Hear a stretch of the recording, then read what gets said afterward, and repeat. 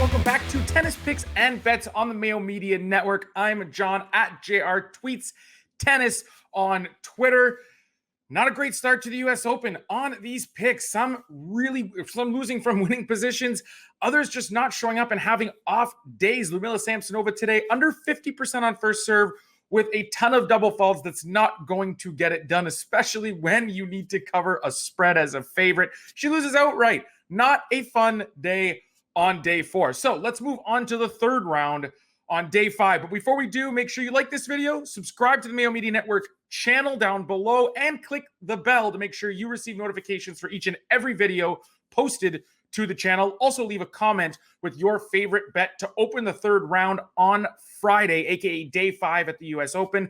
And if you listen in audio form, be sure to rate, review, subscribe to Daily Fantasy Sports Picks and Bets The Mix. All right, 2 matches to talk about.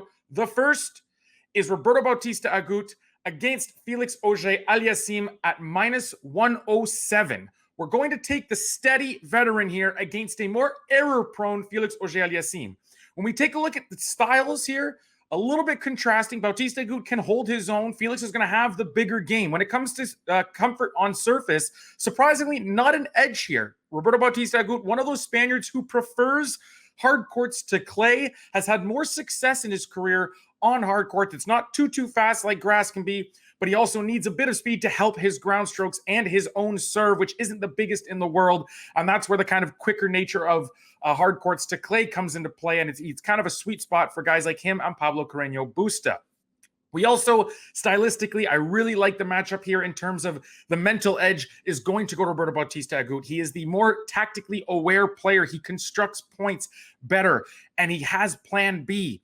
If Felix Auger-Aliassime is firing on all cylinders, he will look to come to net. He'll look to shorten points. He'll look to do all sorts of different things, maybe slice up a little bit more and take the rhythm away from Felix.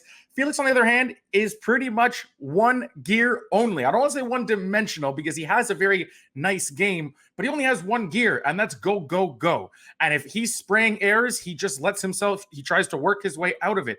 Not the greatest thing or strategy against someone like Bautista Agut, who can get a ton of balls back and make you hit those extra ground strokes. And if you're someone that's error prone and you have to hit more balls each rally, stands to reason you're going to hit more errors throughout the match. Something I think in stylistic matchups anyway favors the Spaniard here. So we're going to go ahead and back him at -107 in what is pretty much a pick'em in the markets in this third round tilt.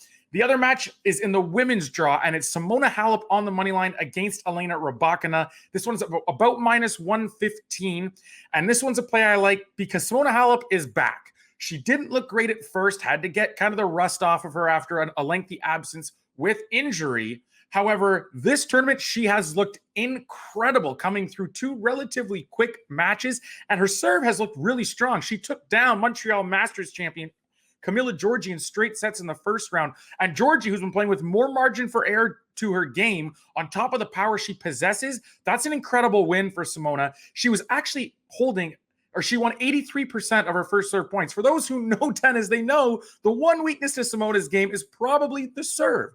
She doesn't generate a whole bunch of pace. She's more of a return-oriented defensive player, moves really well, but she is a Grand Slam champion, so her defense is that elite. Now you factor in a better serve, and she's even said in press after matches that, when she was hurt and she couldn't really do a lot of movement, the one thing she could do was practice her service motion over and over and over, and it is showing so far this week.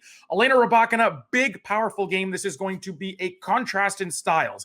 A tall, big serving, big forehand kind of player who doesn't move all that well against a shorter player who plays more defense-oriented tennis, moves extremely well. In this spot, I'm going with the veteran. I'm going with the Grand Slam pedigree in Simona Halep. I think her defense is elite. It can help counteract some of the power from Rybakina. She's going to run a lot of stuff down. And when she redirects down the line or cross court, and Rybakina is entrenched firmly at the middle of the baseline, just trying to dictate play, once Simona does find that one ball that she's going to be able to redirect down either one of the lines down the line or cross court into the opposing corner, Rybakina's movement is going to be exploited. Combine that with the fact that her return game isn't the greatest, Rybakina that is, and you have Simona Halep with an improved serve, the only concern here would have been, can she hold serve enough to get through? And now with an improved serve, I think the answer here is yes. If she locates it and doesn't serve over and over into Rybakina's hitting zone where she can generate that power and clobber that return of serve back for a straight winner, she should be able to hold serve, not relatively easily, but more comfortably than she would have been able to, say, pre-injury against a player of Rybakina's stature. So those are the 2 picks I have for day 5. Again, drop a comment below with your favorite pick. We'll see what everyone likes for tomorrow. Thanks again. We'll be back on Friday to preview Saturday's matches that will conclude the 3rd round at the year's final Grand Slam.